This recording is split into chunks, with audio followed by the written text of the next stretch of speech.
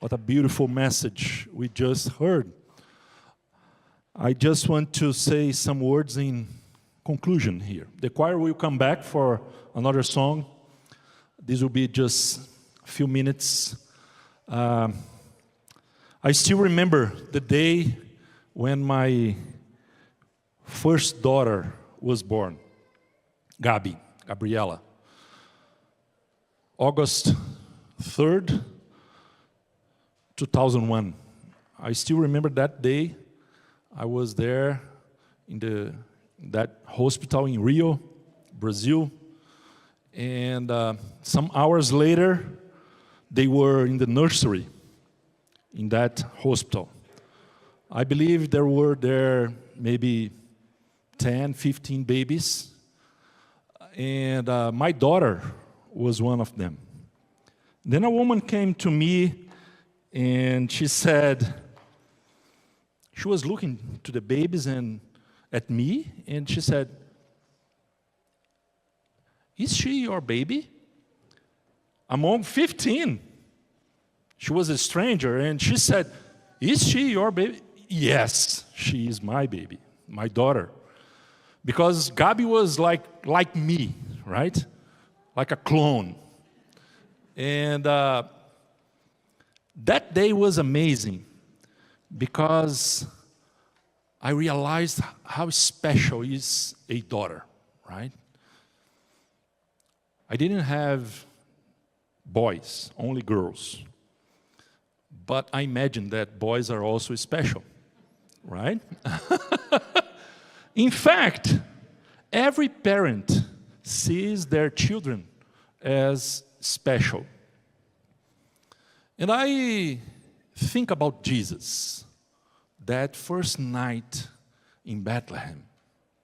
Jesus was special to Mary, to Joseph, but Jesus was different.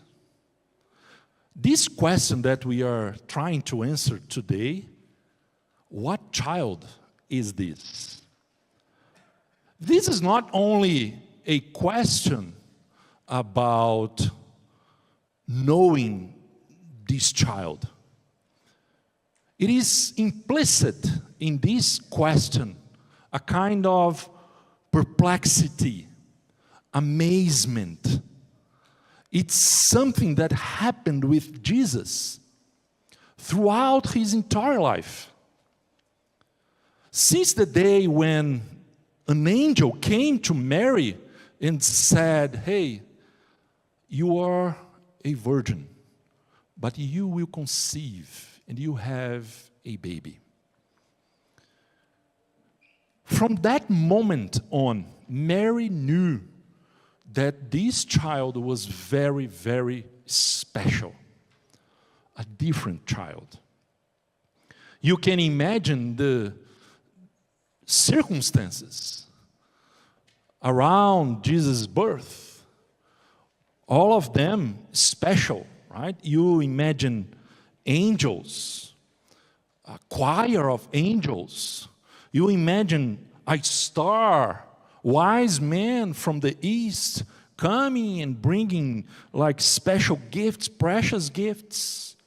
So everything around Jesus was special. Jesus was unique, special in this uniquely way. And not only when he was a child, but throughout his entire life. We can say that wherever Jesus went, he caused perplexity and amazement. When Jesus came to be baptized, everybody there present, they heard a voice coming from heaven saying, "This is my beloved Son, with whom I am well pleased." Imagine that. Time to time we have baptisms here, but till today, nobody was baptized. And we heard that voice. Only Jesus. Jesus is unique. Even his disciples, when Jesus calmed the storm, his disciples were amazed And they said, "Who is this that even the wind and the sea obey him?" So they were asking the same question. What child is this?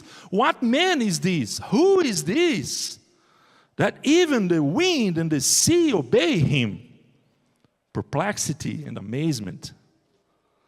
And there was a day when Jesus brought his disciples to an isolated place, and Jesus asked them, "Hey, you are with me and you hear what people are saying about me?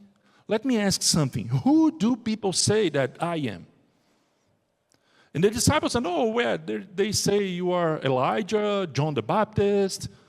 And Jesus asked them, "Who do you think I am? Who do you say I am?" And Peter came and said, "You are the Christ, the Messiah, the promised one." And Jesus said, "Hey, yeah, you are right, Peter. But let me say something. It's not because you are smart that you came to that conclusion. God gave you that information. Because only when God gives you this conviction, you are able to say you are the Christ." Because Peter was not saying something about Jesus, an information. No, he was establishing a confession. So it's important for us to think about that. What child is this? Not just to get information about Jesus. Living in a Christian country, most of us, we have the knowledge, the intellectual knowledge about Jesus. We know Jesus is the Son of God. Jesus is the Savior. We said many things about Jesus today. Jesus is joy, Jesus is love, Jesus is worthy, Jesus is for all peoples. Yes, we know all of that. But maybe the most important question for us today, the most important question, believe it or not, is the question that Pilate did. You know Pilate? The guy that gave the order to kill Jesus. In the Gospel of Matthew, chapter 27, verse 22, Pilate said to them, "What shall I do with Jesus, who is called Christ?" Maybe this is the most important question for us, for you and for me today. During this season, Christmas, this is the most important question. What shall I do with Jesus, who is called Christ? Because knowing, this is not enough. We need to respond. There is a response to this question. And I could say that there are at least 3 different responses to that question. What shall I do with Jesus, who is called Christ? The first answer, the first response is defiance. The 3 words with D, okay? The first D is for defiance. This was Pilate's answer. He gave the order to kill Jesus because he knew the meaning, the implication of bringing Jesus alive. Jesus is the king. If Jesus is the king, I am not the king. So many people, maybe you are here today, and maybe bad things happened in your life. And there is a possibility that you blame God and you blame Christ for the bad things that happened in your life. If God's good, why all of this happened to me? And maybe you are in defiance. You are challenging God. You are fighting God. This is one answer. What shall I do? I will kill Jesus. Because you know what happened, what will happen if Jesus enters your life. There will be a complete revolution within you if Jesus enters there. There will be a new king, a new owner. And then you are in defiance. This is one possibility. The second D, the second answer, is what we call disregard, indifference. It's a kind of disdain. You know, you say, I don't hate Jesus. Actually, I love Christmas. I love being in a concert like that. I love the season, the lights. I have friends, Christian friends, and actually, I love that culture. But Jesus is not the king, the owner, the master, the savior of your life. I have a friend in Brazil, and he wrote a book about the new atheist. And he said that today, the new atheist is no longer one who does not believe, but one who does not find relevance for God in his daily life. The new atheism doesn't need to deny the faith. It just creates replacements for it. It keeps the believer in the church, but away from his Savior.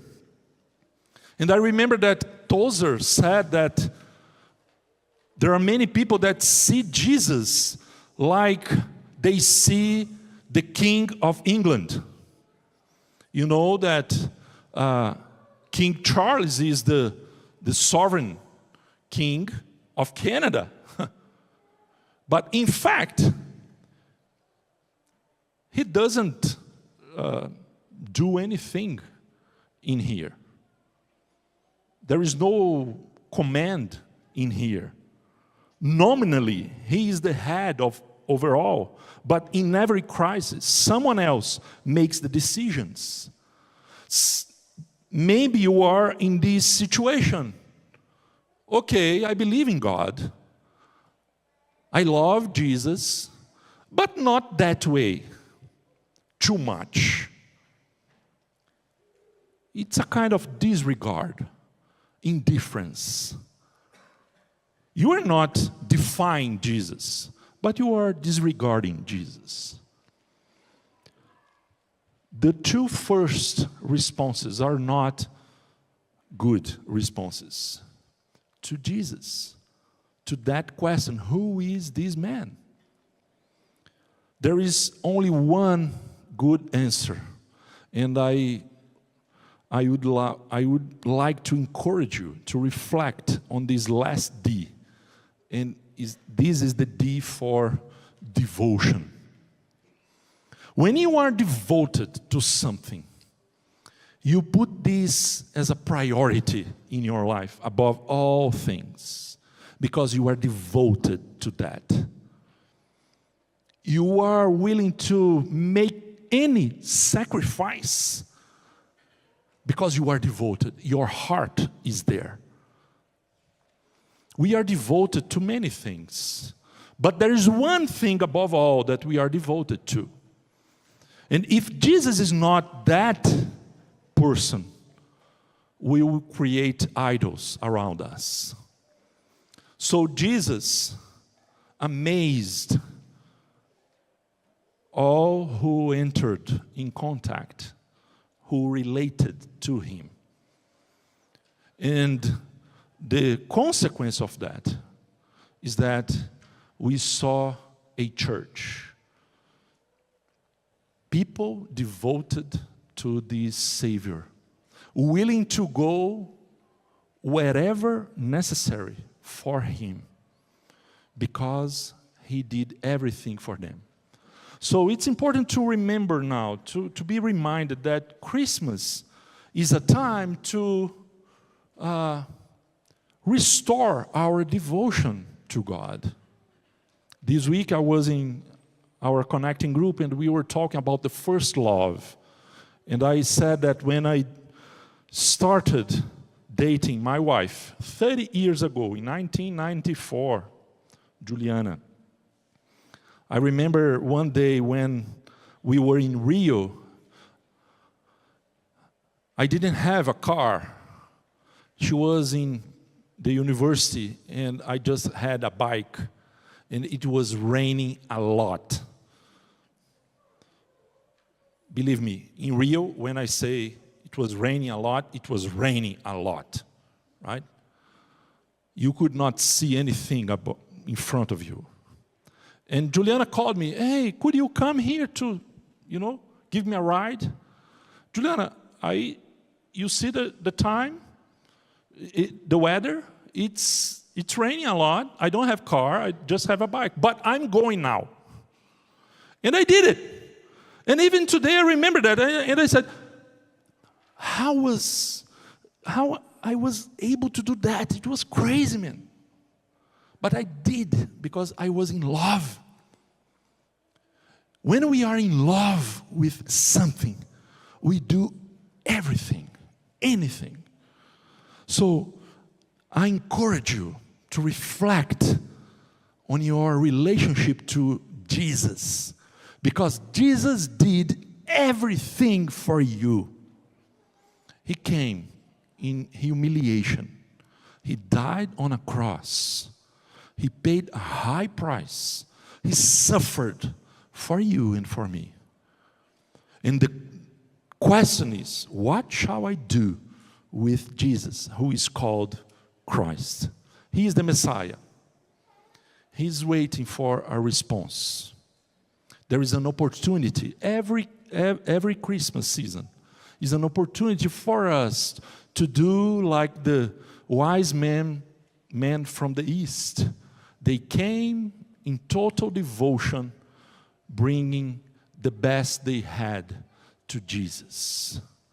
Jesus wants more than your gifts. Jesus wants you. No defiance, no disregard, just devotion. Jesus wants our hearts. I used to say, and I've been saying this year, we don't want a committed church. We want a devoted church. Because if you are devoted, you will be committed to Christ. But you can be committed and not devoted.